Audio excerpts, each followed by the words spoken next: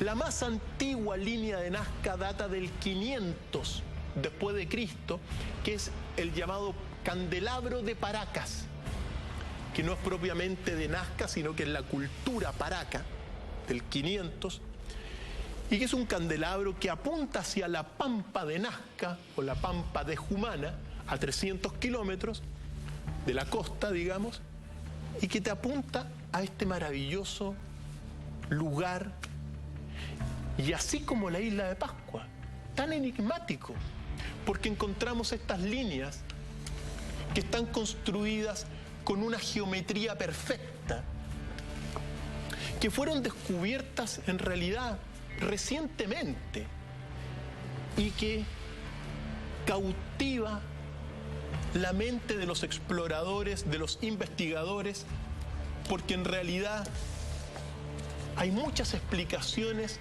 e hipótesis de qué es lo que podían ser. ¿Cuál es el tamaño de esta figura, doctor Feil? O sea, ¿desde qué distancia las estamos viendo en estas fotografías aéreas?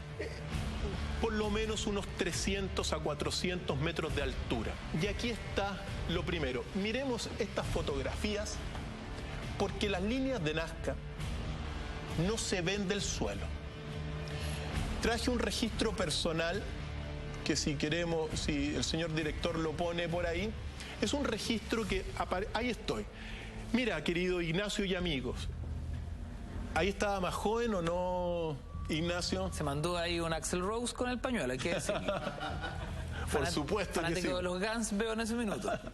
Estamos en pleno desierto, pero mira, para explicar muy bien esta foto, porque claro, estoy parado y no hay nada.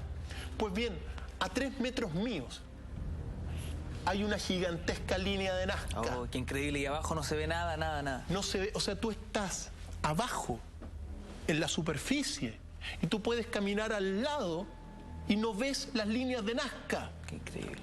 A tal grado que cuando los peruanos hicieron, digamos, su carretera que atravesaba el país, pasaron por encima de las líneas de Nazca porque no las vieron, claro, y construyeron. Un pequeño pedazo fue destruido, ¿no? Las líneas de Nazca son muchísimas, están extendidas durante varios kilómetros, decenas de kilómetros de metros cuadrados, pero en un pasaje rompieron una línea de Nazca porque no la vieron. Y aquí está la clave del enigma, porque estas líneas de Nazca no se ven de la Tierra. Entonces, cuando estamos hablando de los Nazca, estamos hablando de una cultura peruana que habitó entre el 800, el 1000 después de Cristo. Recordemos que el imperio inca en gran medida es una gran síntesis o unión de culturas entre la Tiahuanacu de Bolivia, los Nazcas de Perú y la cultura moche del norte de Perú. De esas tres fusiones surge el gran imperio inca. Y nosotros vemos estas líneas construidas que no se borran para ser vistas exclusivamente desde el cielo. Entonces uno se pregunta, bueno, ¿quién volaba en el año 1000? Esa es la pregunta. Que no me vengan a explicar cosas, porque mira, las explicaciones, hay muchas hipótesis. Te dicen que eran las líneas, primero una gran hipótesis en que en realidad es el calendario astronómico más grande del mundo, porque refleja algunas estrellas y está alineado con unas estrellas. Sí. Doctor Feil, no me diga nada, porque esas explicaciones las dejamos en tensión dramática para la vuelta. Breve corte, seguimos con más Doctor Feil acá en Mentiras Verdaderas. No te vayas.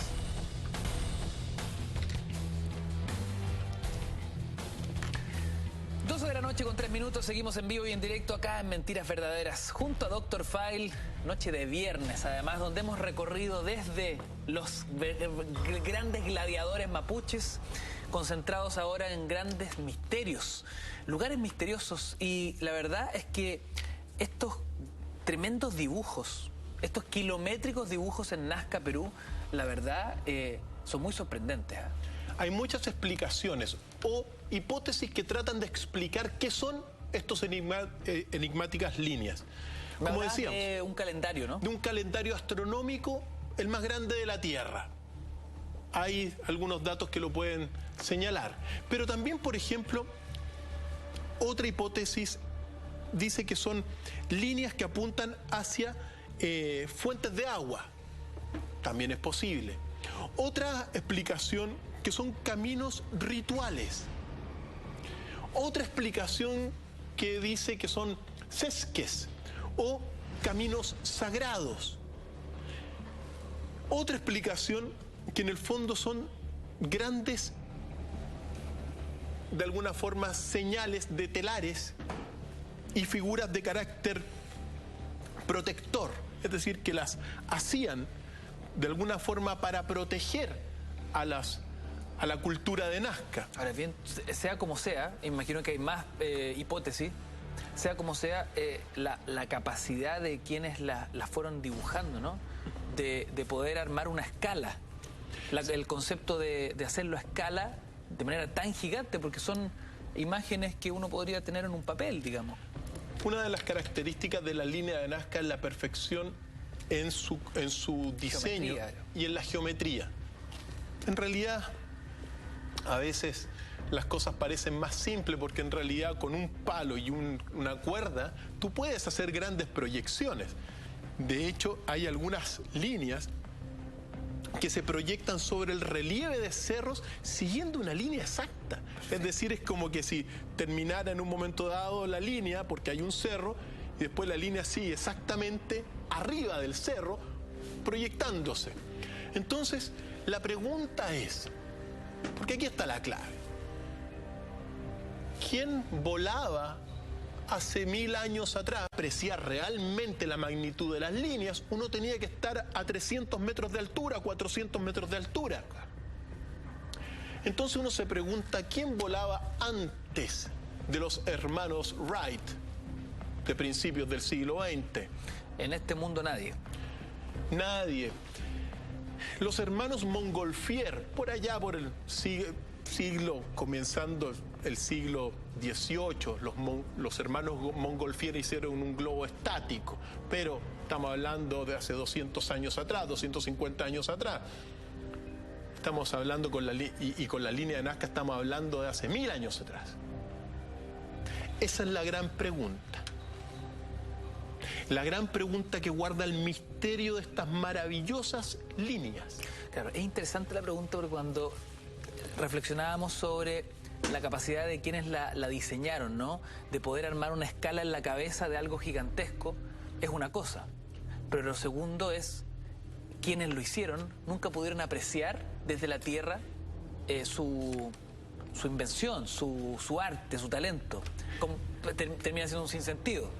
Sin sentido, salvo nosotros podamos deducir ciertas cosas. Que en el fondo alguien volaba. La pregunta es ¿quién volaba? Los dioses, pues. Los dioses en sus barcos volantes volaban en la antigüedad. Eso está claro. Al menos esos son los registros. Eso está en todas las grandes culturas. Entonces aparece la explicación de que en realidad estas líneas, para muchos investigadores, son en realidad una gran pista de aterrizaje para naves que venían del espacio.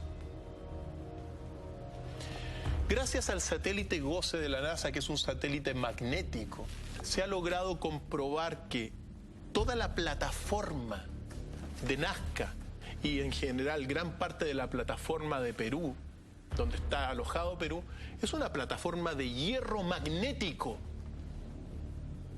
Las líneas de Nazca no se borran porque en el fondo han sido esculpidas sobre un hierro. Entonces el hierro pasa el viento, pasa el polvo, pasa la arena, pero es como haber esculpido, por decirlo así, un imán.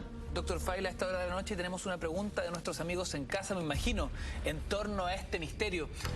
¿Qué nos dicen? ¿Qué nos dice? Bert 1, leo muy bien. CCC Ernest 23. Según tengo entendido, la ubicación de las líneas de Nazca no es el azar. esta es una zona, o mejor dicho, un punto magnético, justamente lo que estamos hablando. Efectivamente, es un punto magnético, pero que lo descubrimos recién hace unos cuantos años atrás. Pero muy poco. Muy poco, gracias al satélite GOES de la NASA, que hizo el primer mapa magnético de la Tierra. El lugar con más magnetismo de la Tierra, uno de los lugares con más magnetismo de la Tierra, las líneas de Nazca. Entonces uno puede empezar a unir las tradiciones ancestrales de diferentes pueblos y también de los nazcas, porque en los nazcas hay unas cerámicas que muestran a unas especies de pájaros voladores conducidos por hombres. Para muchos, esos son los antiguos registros, o al menos algunos vestigios de seres que viajaban por los cielos. Ahora, los que construyeron la pampa de Nazca, digamos, todas estas líneas, sabían también que era una plataforma magnética. Entonces uno comienza ahora a pensar, bueno, ¿qué tecnología tenían estas naves o estos supuestos seres que volaban para poder aterrizar en una plataforma magnética? Claro. Entonces se ha logrado desarrollar toda una teoría a partir de las líneas de Nazca, que fue construida, por cierto, por la cultura nazca peruana. Ellos lo construyeron. Pero a lo mismo que pasa con los Rapa Nui, el poder supremo en el caso de Rapa Nui, del maná, viene del dios Makemake, que está en el cielo y que a través del huevo baja a la tierra. Y en este caso también son dioses ancestrales que volaban. Ahí está la gran pregunta. Hay un lugar muy cerca de la pampa de Nazca, del desierto de Nazca, que es Ica, Perú. Y ahí están los famosos gliptolitos de Ica, que es otro gran enigma para otro capítulo, y muy controvertido, muy polémico, porque los arqueólogos no lo quieren valorar, pero bueno, uno los valora porque son tremendamente enigmáticos.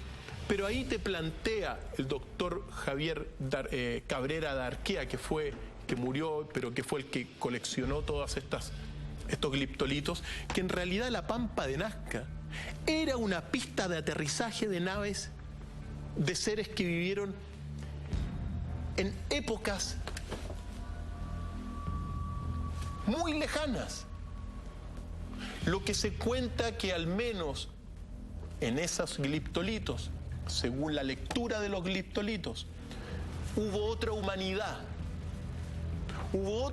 que convivió con los dinosaurios, tremendamente avanzada y evolucionada, y que tenía una de las pistas de aterrizaje en ese lugar. No coincide con la historia. Son posturas que obviamente ponen en jaque la historia tradicional que uno tiene. Las líneas supuestamente fueron construidas por los nazcas 1000 años, la más antigua del año 500. Entonces, uno se pregunta ahí, ¿qué misterio hay? Porque cuando uno pisa eso, no pisa las líneas, me refiero cuando uno va allá y ve esto, es una maravilla del mundo. Y volvemos al tema original de esta conversación, es decir, son lugares donde el racionalismo no los ha podido explicar satisfactoriamente. El racionalismo siempre busca una respuesta lógica, exacta, causa-efecto, pero en Rapa Nui, como en Nazca, sus explicaciones aún no son satisfactorias. Y quienes plantean la hipótesis de los alienígenas ancestrales, es decir, que en realidad estas líneas servían para poder aterrizar con naves que tenían de alguna forma un magnetismo opuesto. Entonces tú sabes que, por ejemplo, Muchos trenes hoy en día, literalmente, los trenes de alta velocidad, exacto, viajan en el aire, claro, por el magnetismo opuesto. Es decir, positivo, positivo, negativo, negativo, se repelen. Entonces es posible que hayan ocupado estas naves, según estas hipótesis de los extraterrestres de carne y hueso ancestrales, que hayan viajado y aterrizado magnéticamente en estas pistas, pero sin tocar la superficie. Recordemos que los enigmas son temas fascinantes, que nos abren la perspectiva a nuevas explicaciones que no las podemos descartar. La pampa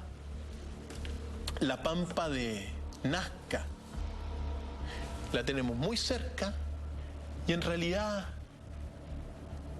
hay muchas formas también de animales. Animales que, por cierto, representan a muchos animales que están dentro de las inmediaciones de Nazca, pero otros que son bastante lejanos. Entonces, ¿qué son? ¿Por qué estas líneas rectas? Ahora, si uno las ve, mira, si un avión las ve, si un piloto conversando con piloto, claro, si uno mira esto para abajo, dicen los pilotos, perfectamente es una pista de aterrizaje. De hecho, me comentabas que así fue como se descubrió, ¿no? Unos pilotos peruanos a principios del siglo pasado iban sobrevolando y dijeron, mira, ¿qué es esto? Y nadie las había visto en Perú hasta principios del siglo pasado. Descubrimientos, grandes descubrimientos allá. Por lo tanto, son tremendamente, para mucha gente son tremendamente novedosas. Afortunadamente, hoy día las estamos desclasificando, pero son tremendamente enigmáticas y se relacionan, en este sentido, con una ciudad también sagrada. ¿En el mismo país? En el mismo país, y que es Machu Picchu.